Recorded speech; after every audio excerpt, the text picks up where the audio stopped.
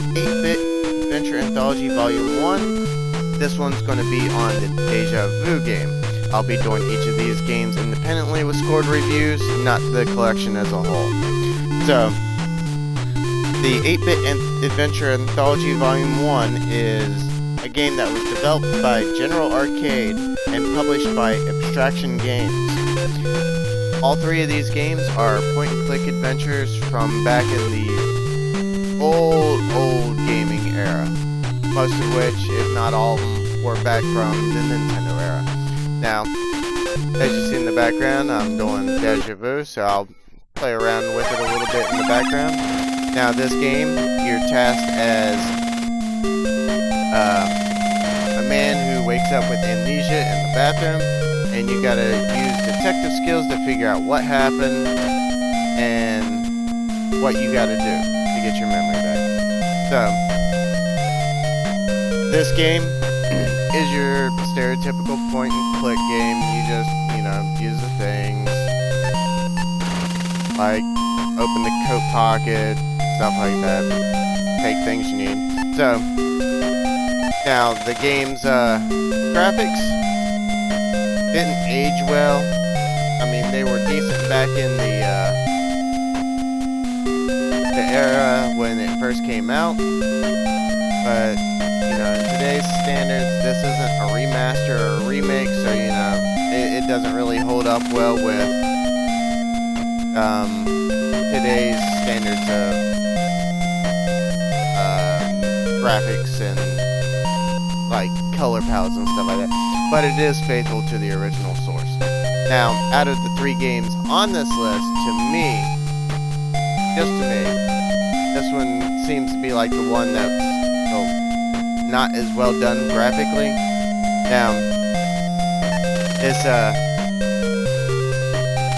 this game's gameplay, it's really simple. It's you point, you click, you do things. This is one of those games where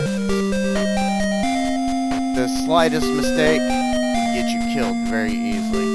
So as far as gameplay goes, it's simple. My only gripe, and this is the only game out of these three that does it, is you have a currency system, which means you can get yourself stuck in a scenario where you can't finish the game, I believe, because you need to pay taxis to go from place to place. I could be wrong. I only played through this game once, unlike Shadowgate. And I'm acting dumb again. Now, the game's story is pretty good. You're playing as a man with amnesia who is a private eye, and you gotta search for a way to get your memory back and find out why this happened to you and how to solve the case. Now, the music and the sound effects, they hold up well for the whole chiptune style era of gameplay that this is, but it does have that detective noir feel to the game. So, I mean, it's not that bad, but it's not as good as other games in today's standards. So, Now, lastly, the achievements. That's the one great thing about this game, is it being on the Xbox, it adds achievements to it. Now,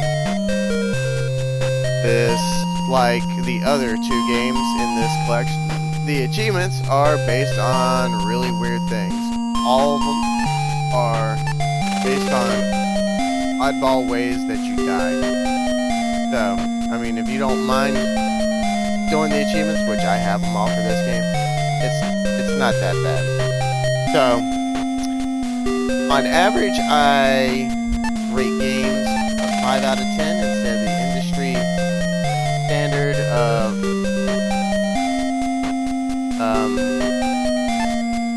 7 or 8.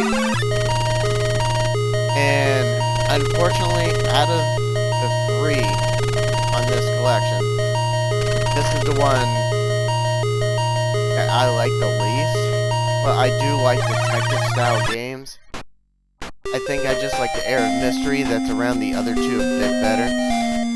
And with today's standards, this game, like, holding a low tone in terms of graphics and stuff, which I know they can't really do much about it. I'm going to have to rate this one a 4. It's slightly below average, so, I mean, it's not a horrible game, but there's definitely better ones out there, and to me, the other 2 games, The Uninvited and Shadowgate, that are on this collection, I think are point-and-click adventures that are done better. So, 4 out of 10, that's my review for this game, and I'll see you in the next scored review.